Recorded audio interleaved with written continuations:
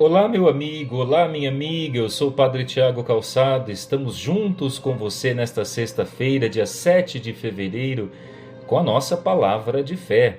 Meditaremos hoje com Marcos, capítulo 6, dos versículos 14 a 29. Naquele tempo, o rei Herodes ouviu falar de Jesus, cujo nome se tinha tornado muito conhecido. Alguns diziam: João Batista ressuscitou dos mortos, por isso os poderes agem nesse homem. Outros diziam: é Elias. Outros ainda diziam: é um profeta como um dos profetas. Ouvindo isto, Herodes disse: ele é João Batista. Eu mandei cortar a cabeça dele, mas ele ressuscitou. Herodes tinha mandado prender João e colocá-lo acorrentado na prisão. Fez isso por causa de Herodíades, mulher do seu irmão Filipe, com quem se tinha casado. João dizia a Herodes: não te é permitido ficar com a mulher do teu irmão. Por isso Herodíades o odiava e queria matá-lo, mas não podia. Com efeito, Herodes tinha medo de João, pois sabia que ele era justo e santo e por isso o protegia. Gostava de ouvi-lo, embora ficasse embaraçado quando o escutava.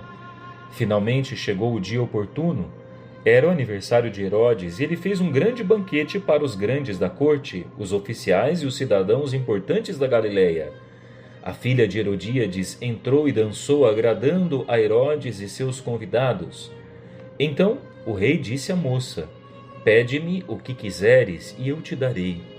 E lhe jurou, dizendo: eu te darei qualquer coisa que me pedires, ainda que seja metade do meu reino. Ela saiu e perguntou à mãe: o que vou pedir? A mãe respondeu: a cabeça de João Batista. E voltando depressa para junto do rei, pediu: quero que me des agora num prato a cabeça de João Batista. O rei ficou muito triste, mas não pôde recusar.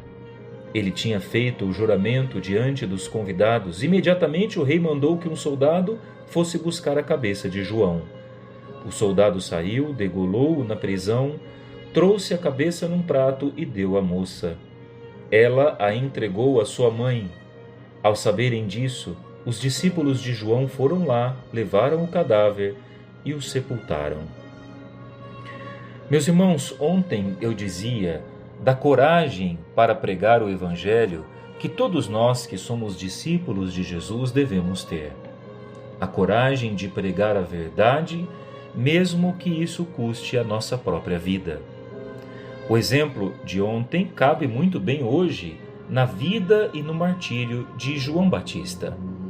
O Evangelho de hoje nos apresenta um personagem completamente dúbio, uma pessoa cheia de ambivalências, cheia de medo e de indecisões, que é o rei Herodes. Um preposto, alguém que o Império Romano colocava ali, sendo judeu, mas que servia os interesses do Império Romano. Alguém que traía o seu próprio povo, fazendo com que o seu povo continuasse dominado pelo Império Romano.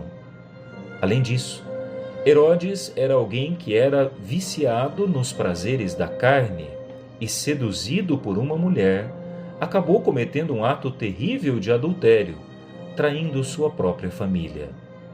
Um homem seduzido pelo poder, que traiu seu povo, um homem seduzido pelos prazeres da carne, que fez com que ele traísse sua própria família.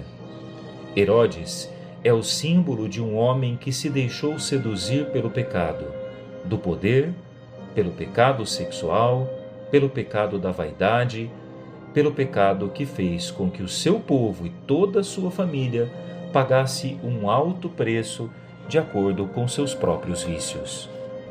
Herodes, no entanto, gostava de ouvir João Batista. Gostava, pois João Batista pregava a verdade. Mas, quando João Batista pregou aquilo que era contra o seu modo e o seu estilo de vida, Herodes se revoltou contra João. Ou seja, deixou com que a sedução do pecado falasse mais alto do que a busca pela verdade. Ele estava próximo da verdade, teve a oportunidade de se converter, mas preferiu se voltar contra aquele que pregava a verdade.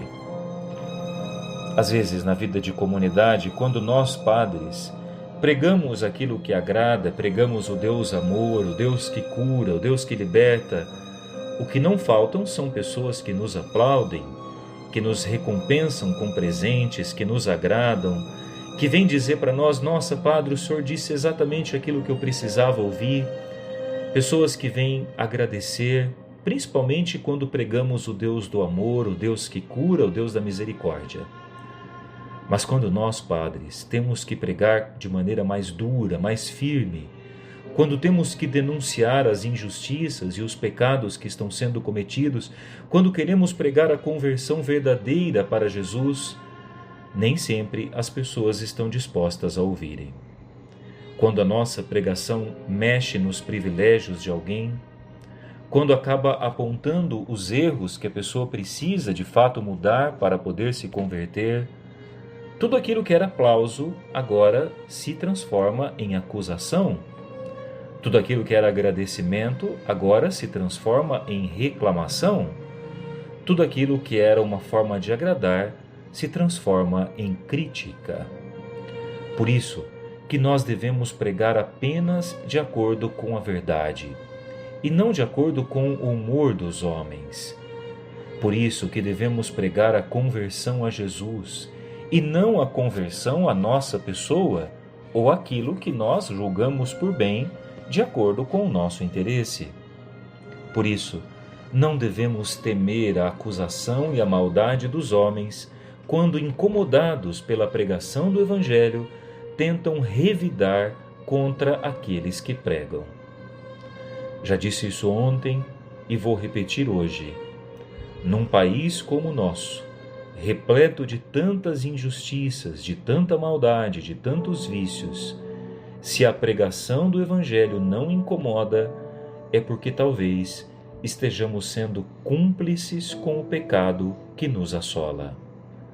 O verdadeiro pregador do Evangelho não pode se comprometer com outra coisa a não ser com a verdade, que dói, que fere, mas que profundamente provoca a conversão das pessoas. Quem prega para agradar, só prega a si mesmo.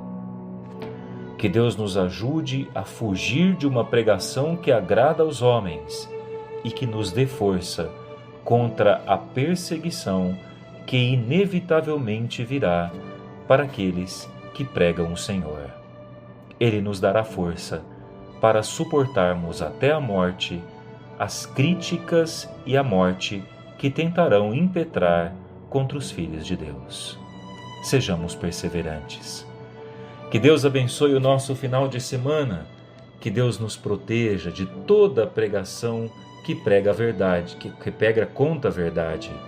Que Deus nos abençoe e abençoe toda a sua família. Em nome do Pai, do Filho e do Espírito Santo. Amém. Até a próxima segunda. Um abraço.